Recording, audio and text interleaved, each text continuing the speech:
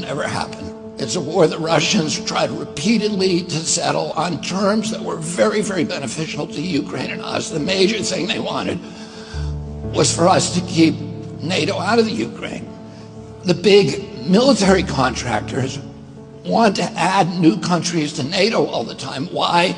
Because then that country has to conform its military purchases to NATO weapon specifications, which means certain companies, Northrop Grumman, Raytheon, General Dynamics, Boeing, and Lockheed, get a trapped market. In March of 2022, we committed $113 billion. Just to give you an example, we could have built a home for almost every homeless person in this country.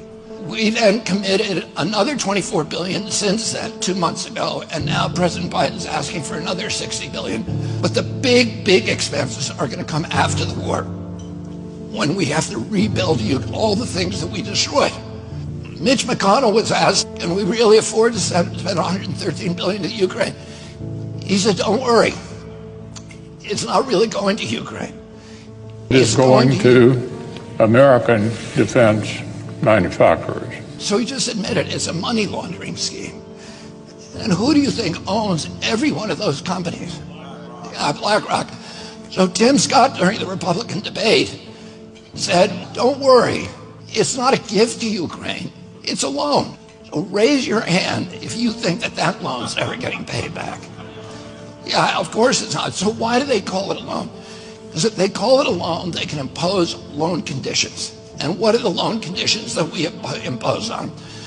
Number one, an extreme austerity program, so that if you're poor in Ukraine, you're going to be poor forever. Number two, most important, Ukraine has to put all of its government-owned assets up for sale to multinational corporations, including all of its agricultural land, the biggest single asset in Europe. In Ukraine, there's been 1,000 years of war fought over that land. It's the richest farmland in the world. It's the breadbasket of Europe.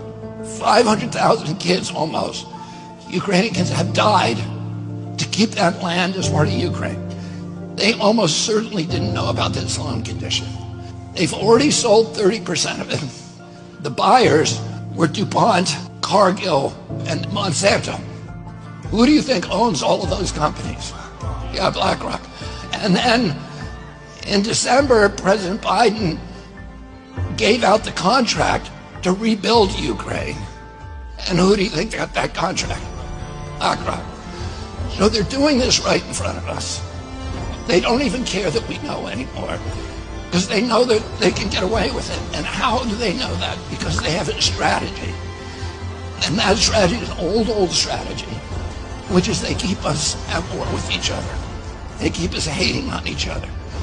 They keep the Republicans and Democrats fighting each other, black against white, and all these divisions.